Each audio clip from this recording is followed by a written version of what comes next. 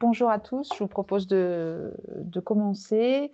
Aujourd'hui bienvenue dans ce format, Webinagence qui est un format court de webinaire d'une durée de 30 minutes.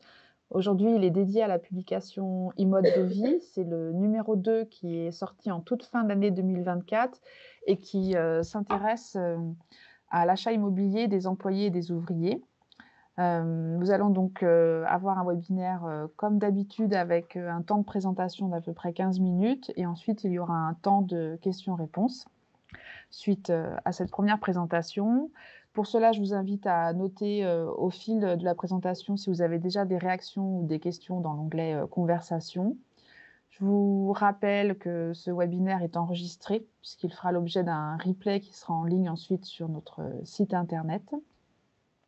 Et je vais tout de suite laisser la parole à mes collègues Manon Sajaloli et Mayuri Vilupilai qui vont vous présenter, en tout cas vous donner un premier niveau de lecture de la publication e-mode de vie, les employés ou ouvriers face à l'achat immobilier. Bonjour à tous. D'abord un petit rappel, donc pour cette publication e-mode de vie, c'est la deuxième année qu'on l'a fait à l'agence dans le cadre de notre SOC sur l'observation renouvelée. L'idée, c'est de compléter les données, de marché qui sont plus, quantitatives sur les volumes de transactions, les niveaux de prix, de les compléter par une approche plus qualitative par mode de vie. Donc on a fait une publication l'année dernière sur les jeunes et du coup cette année qu'on va vous présenter aujourd'hui sur, les ouvriers et les employés.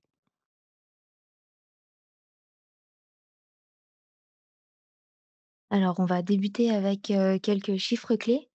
Donc entre 2021 et 2023, on a, une part, d'acquéreurs ouvriers à employés qui représente, 23. Donc ça, c'est un rythme, de 2 780 transactions par an et ce qu'on peut se rendre enfin, on se rend compte que, finalement, on reste sur des mêmes ordres de grandeur, que la présence de ces, CSP dans le territoire, sud-isérois. Donc c'est le chiffre qu'on a à droite, 27 de ménages dont la personne de référence est un ouvrier ou employé en 2021 dans le Sud-Isère. On avait vu dans la première publication e-mode de vie que la part des acquéreurs jeunes de moins de 35 ans, représentait, environ un tiers des transactions du territoire et on voit que cette proportion est, beaucoup plus élevée, lorsqu'on prend en compte uniquement les ouvriers et employés. Donc on atteint, 43 entre 2021 et 2023. Et ça peut s'expliquer par, différents facteurs. Donc, tout d'abord leur arrivée, un peu plus précoce que d'autres CSP sur le marché de l'emploi.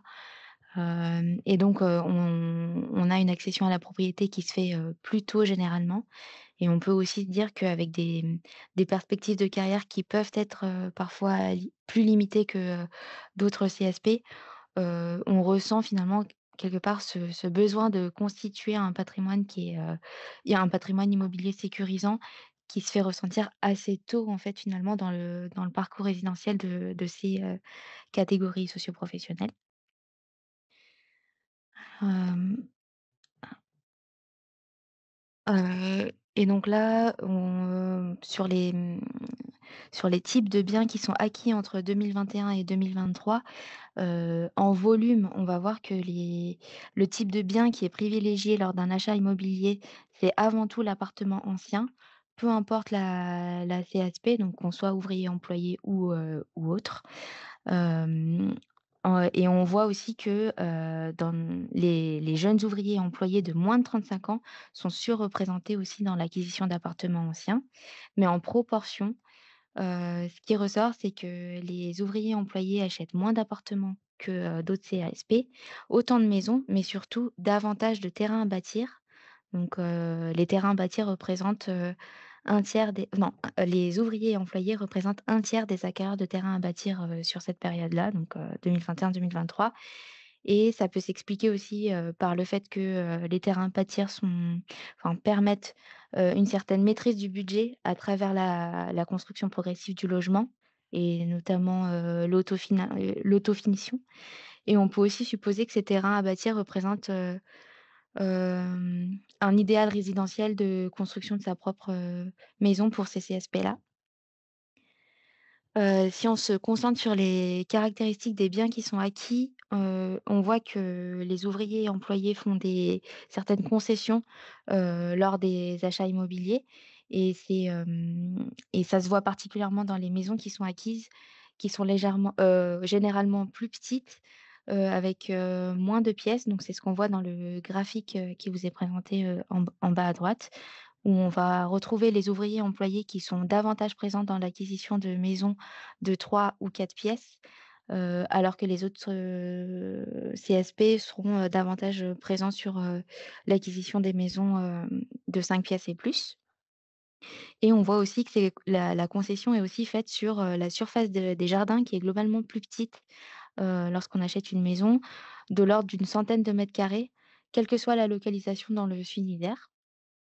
Et lorsque la maison est à construire, donc on achète un terrain à bâtir, les terrains sont également plus petits, environ, une cinquantaine de mètres carrés plus petits. Et en revanche, on voit très peu de différence dans les caractéristiques des appartements anciens qui sont acquis. Donc dans la publication précédente, on avait pu voir que, les moins de 35 ans, par exemple, faisaient, davantage de concessions sur, des places de stationnement ou des espaces extérieurs. Et là, on voit on ne relève pas, de différence finalement, dans les caractéristiques des appartements anciens acquis, qu'on soit ouvrier, employé ou pas. Ensuite, en ce qui concerne l'évolution des prix médians des biens anciens qui sont acquis par les ouvriers et employés, on voit qu'ils suivent une tendance générale des prix à la hausse, en particulier depuis 2015. Globalement, dans le sud d'Isère, on a des prix médians, qui sont toujours inférieurs, pour les ouvriers employés par rapport au reste des acquéreurs. Donc les ouvriers employés, ce sont les traits pleins que vous avez, dans le graphique et le reste des acquéreurs en pointillés et donc entre 2021 et 2023, on a, un écart de prix qui est beaucoup plus important, dans l'acquisition des maisons. Donc on est autour de 80 000 € moins cher que les autres CSP et on a un écart d'environ, 30 000 € pour les appartements anciens et les terrains à bâtir. Et donc on va voir que derrière ces niveaux de prix, moins élevés, il y a toute une logique de localisation des biens, mais pas que. Et donc je vais laisser la parole à Manon. Heu, donc en effet, la carte qui va apparaître, voilà, qui est là, c'est la part des acquéreurs, ouvriers et employés parmi, l'ensemble des acquéreurs à la commune. On a fait le choix de vous montrer la carte à la commune parce qu'on avait un peu plus de finesse que si on montrait la part à l'EPCI. Et on aurait pu vous mettre à côté la carte, des prix immobiliers, mais on voit quand même assez directement que les territoires qui sont moins chers, c'est les territoires où la part des employés ouvriers est plus importante, ce qui est assez logique en termes de niveau de revenu en fait, qui est plutôt moindre pour ces catégories socioprofessionnelles et du coup, où on va aller chercher on va aller se localiser en priorité là où les marchés sont moins chers. Donc on voit qu'au sein de la métropole, ça va être plutôt dans le sud, le grand sud, de la métropole, mais aussi sur les communes, Cessin, Cessinet, non c'est pas Cessin d'ailleurs, c'est plutôt, Cessinet, Zasnage, Noyaré qui est au-dessus. On voit le nord du Grésivaudan, quelques communes en cœur de Chartreuse, le nord du Pays Voironnais aussi, mais voilà tous les par exemple, le sud du Pays Voironnais et le sud du Grésivaudan qui sont, beaucoup plus chers. On a une présence bien moindre d'ouvriers et d'employés. On voit qu'ils sont très peu présents dans le massif du Vercors, alors qu'ils le sont un peu plus, dans la Matésine, dans le Trièves et par contre là où ils sont le plus présents en proportion, très largement, c'est dans tout le nord-est du territoire donc dans les Bièvres et à Saint-Marcellin-Vercors. Isère Communauté, voilà, qu'on les retrouve. On voit aussi dans le détail qu'on les retrouve pas du tout dans les communes de station. Donc, c'est des catégories socioprofessionnelles qui vont peu acheter, d'appartements en station. Voilà, dans les communes de Loizan, du Vercors, ou de Belledonne où on a des stations, on les voit moins. Et une autre caractéristique qui est intéressante, c'est les 2 pourcentages que vous avez à gauche, c'est que, il y a 67 d'acquéreurs internes chez les ouvriers et les employés, alors que c'est 59 chez le reste des acquéreurs. Ça veut dire qu'ils achètent beaucoup plus au sein de leur EPCI, que les autres acquéreurs. Donc ils ont une moindre mobilité géographique que le reste des acquéreurs. Donc ça, c'est aussi quelque chose qui est intéressant. Alors ici, c'est un graphique qui est un peu compliqué, je vais vous l'expliquer, mais qui est assez intéressant. En fait, on regarde à gauche, d'où partent, les ouvriers et les employés, où est-ce qu'ils habitaient avant d'acheter et à droite, où se situe le bien, où qu'ils ont acquis. Et ça par rapport aux polarités du SCOT, donc les villes-centres, les pôles principaux, les pôles d'appui et les pôles secondaires et locaux. Donc là, c'est surtout le périmètre du SCOT de la grègue. Et en orange, en dessous, vous avez la proportion du reste des acquéreurs. Donc en noir, et les flux, c'est ce qui monte sur les ouvriers et les employés et le orange, c'est le reste des acquéreurs. Et ce qu'on voit très nettement, c'est que les ouvriers et les employés, ils sont beaucoup moins présents dans les villes-centres que le sont les restes des acquéreurs. On a 15 des employés et des ouvriers qui achètent, qui habitaient une ville-centre, et qui achètent à 20 dans une ville-centre, alors que la proportion, elle est de 31 et de 33 pour le reste des acquéreurs. Et du coup, à l'inverse, ils sont beaucoup plus présents dans les pôles principaux, et notamment, ils achètent, voilà, à 37 des achats des ouvriers et des employés, ils se font dans des pôles principaux, et aussi un peu plus dans les pôles, secondaires et locaux. Donc on voit bien, et par contre, on voit qu'ici, ils sont plutôt très présents dans les pôles secondaires et locaux. Là, il y en a un quart qui habite les pôles secondaires et locaux, mais ils vont moins acheter dans les pôles secondaires et locaux. Donc ils vont plutôt aller vers des polarités qui sont, un peu plus, centrales que là où ils habitent, quoi, dans des territoires un peu moins ruraux. On pourra y revenir si vous avez des questions sur ce graphique. Hem Et enfin, un dernier point qui est vraiment important à souligner sur les comportements d'achat des ouvriers et des employés, c'est un peu leur vulnérabilité économique parce qu'en fait, on voit dans nos données qu'ils sont très dépendants du crédit immobilier. Déjà, donc le graphique de gauche, c'est sur, là, c'est les données INSEE, c'est sur l'ensemble des ménages. On voit que les ouvriers et les employés, ils sont beaucoup moins propriétaires que le reste des ménages. Il y en a 44 qui est propriétaire alors que ça représente 65 du reste des ménages. Et si sur le graphique de droite, on s'intéresse aux nouveaux propriétaires, donc ceux qui ont acheté dans les 2 dernières années, on voit qu'une grosse différence entre les ouvriers, les employés et le reste des ménages, c'est que, il y a 84 des ouvriers et des employés qui ont acheté, qui ont un emploi stable, alors que c'est que 37 du reste des ménages.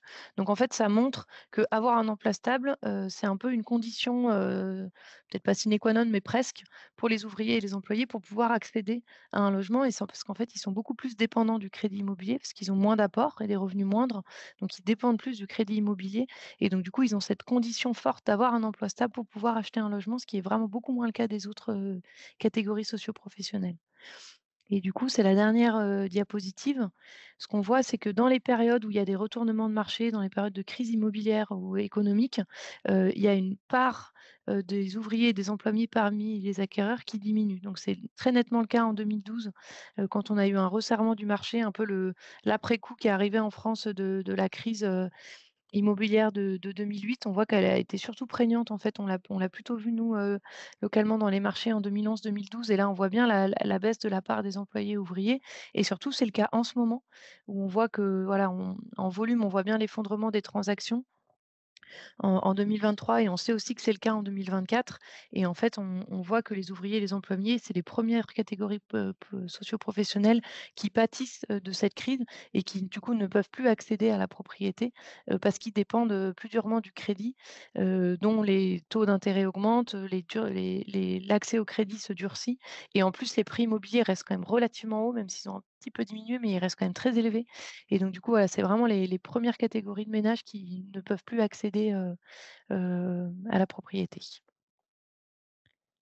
On en a fini pour la présentation. Merci, Manon et Mayuri. Donc vous voyez, on a fait le pari de vous présenter un premier niveau de lecture là dans une bonne, dizaine de minutes. Donc maintenant on a vraiment le temps, de retourner sur, certains graphiques, sur certaines notions.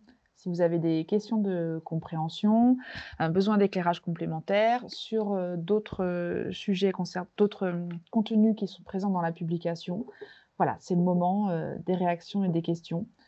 Pour l'instant, vous n'en avez pas noté dans l'onglet conversation. Donc, je vous laisse simplement lever la main ou écrire votre question dans l'onglet conversation. Je vois qu'il y a déjà une personne qui est en train effectivement, de réagir, visiblement. Voilà. Vous nous demandez si vous avez des informations sur les appartements neufs.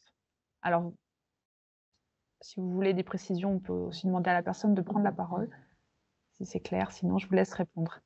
Là, dans cette, publication, on s'est concentré sur, les appartements anciens, enfin, en fait, sur la base, Perval, et on analyse surtout les biens, anciens, en fait, pour les appartements et les maisons, et on a difficilement des informations sur les acquéreurs, en fait, pour les appartements neufs, et donc voilà, ça a été un parti pris de se concentrer que sur les biens, anciens pour, cette publication.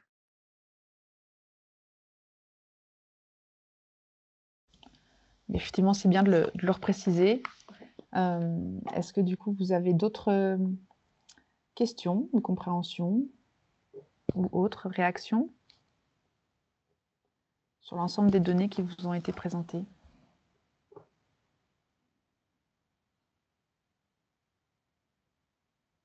C'est le moment. Peut-être pour alimenter les échanges, on peut vous dire, nous, à l'agence, ce que ça nous a fait poser comme question, c'est cette publication. Je dirais que c'est un peu à deux niveaux. Il y en a une première, si tu remets la diapo 8 sur la carte. Il y a vraiment un sujet de à quel point, du coup, le fait que ces catégories socioprofessionnelles qui ont moins de ressources vont chercher des logements qui sont plus éloignés des centralités. Donc il y a vraiment de savoir à quel point voilà, c'est des niveaux de vie, plus bas qui veulent accéder à la propriété, peuvent alimenter la périurbanisation, et du coup l'importance d'avoir des logements abordables sur l'entièreté du territoire, parce qu'il y a ce phénomène d'éloignement, il est vraiment très net, dans cette carte. Ça, c'est un 1er niveau qui nous semblait intéressant, et un deuxième, c'est sur le fait qu'ils soient surreprésentés parmi les acquéreurs des terrains à bâtir, et Mayuri en a un peu parlé, mais on a l'impression que s'esquissent un peu des idéals résidentiels aussi qui vont être différents, qui vont être du côté des ouvriers et des employés, et on le sait encore plus du côté des ouvriers que des employés, plutôt sur voilà, l'idéal de construire sa propre maison, qui peut être économiquement intéressante avec le fait de faire de l'autofinition, mais qui est aussi peut-être pas le même, idéal que peuvent avoir, par exemple, les cadres, d'acheter des belles maisons avec, un peu de patrimoine, enfin, si je peux dire, mais voilà, un peu d'intérêt, un peu de cachet, comme on dit, de ces maisons anciennes qui vont du coup pas être tout à fait les mêmes idéaux aussi qui sont véhiculés derrière. Le budget moyen des acquéreurs, et ben, on l'a dans la diapo, celle juste au-dessus. Voilà, là, c'est les prix médians. Donc, on voit que, notamment sur les maisons, ils achètent, beaucoup moins cher, à 220 000 € en prix médian pour une maison. Donc là, c'est sur tout le sud Isère. Donc en fait, il y a des grosses variations d'un territoire à l'autre. Mais voilà, avec un budget maison qui est quand même beaucoup plus réduit. Alors, le BRS, donc je lis la question: «Est-il prévu une analyse socio-professionnelle dans les acquisitions des programmes en BRS et les impacts à moyen terme?» En fait, dans nos bases de données, pour l'instant, on ne sait pas identifier le BRS. On les a dans les données SECIM. On a une catégorie qui identifie l'accession sociale, mais on ne peut pas séparer ce qui est de l'accession sociale, type PSLA, de ce qui est des programmes de BRS. Donc je sais qu'il me semble que le SECIM travaille aussi sur le sujet, mais en fait, pour l'instant, on ne sait pas les isoler. Donc du coup, on sait pas on peut pas en identifier les spécificités, parmi les acquéreurs. Comme ça vous a été dit en introduction, on est sur une publication annuelle. C'est vrai qu'on n'en a pas parlé avec les collègues avant le démarrage du webinaire, mais est-ce qu'on a déjà un sujet qui est enfin, stabilisé pour la publication qui est prévue pour la fin de l'année? Oui, tout à fait, ça va être sur les passoires énergétiques, parce que dans les données Perval aussi, on a les étiquettes énergétiques, et donc du coup, on va faire une analyse de, comment ont évolué spécifiquement les logements étiquetés, F et G a priori, et de voir est-ce qu'il y a eu des impacts sur les annonces légales et les interdictions progressives de mise en location de ces logements. Et donc ça devrait sortir, je sais pas, l'été ou l'automne. Nous avançons pas trop. Très bien, merci. Je Et vois la présentation, je vois, vous pouvez nous la transmettre, on pourra vous la retransmettre, mais elle est vous la trouverez sur le site sinon de l'AURG. Oui, effectivement, on met en ligne sur la page des webinaires, on met en ligne à la fois le replay et le diaporama qui vous est, effectivement présenté pendant le webinaire. Je crois qu'il y a une dernière question, mais Benoît Ravier, vous pouvez prendre la parole aussi directement, hein, si vous voulez pas taper. Ouais, bonjour, ce serait peut-être plus simple. Je disais, donc vous avez la demande, placée, le réalisé, où effectivement, cette catégorie socio-professionnelle achète moins cher que les autres, mais en perspective, on n'a pas l'offre C'est-à-dire que vous avez dit qu'il y a une certaine appétence pour les terrains à bâtir à l'extérieur, mais est-ce que c'est une appétence, du fait de comme vous commenciez à l'esquisser, d'une volonté? Ou est-ce que c'est par défaut parce que, on ne trouve pas d'autres solutions, dans les zones, plus tendues? C'est enfin, moi, la question, je suis un peu confus, mais est-ce qu'on peut mettre en regard le réalisé et l'offre, en fait? C'est ça ma question. Je sais pas si je suis clair.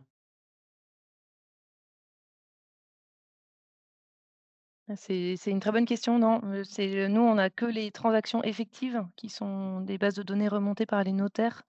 Mais on n'a pas l'offre et effectivement enfin, ce qui ressort quand même globalement des données sur les comportements d'achat des ouvriers et des employés, c'est qu'on est sur des achats qui sont contraints, où ils font des concessions sur la localisation, sur la taille des maisons, la taille des terrains, le nombre de pièces et cetera. Donc nécessairement le choix d'un terrain à bâtir aussi, il se place voilà, dans des choix d'acquisition plus contraints. C'est difficile de séparer ce qui est de l'ordre d'un idéal résidentiel de ce qui est de l'ordre d'un choix de voilà, de compromis, et non, non, on n'a pas de données sur l'offre. Je sais qu'il existe des agences qui travaillent du coup avec, Se Loger ou avec Le Bon Coin pour, recenser les offres qui sont publiées et les comparer par rapport aux transactions effectives, mais, nous on n'a pas ça.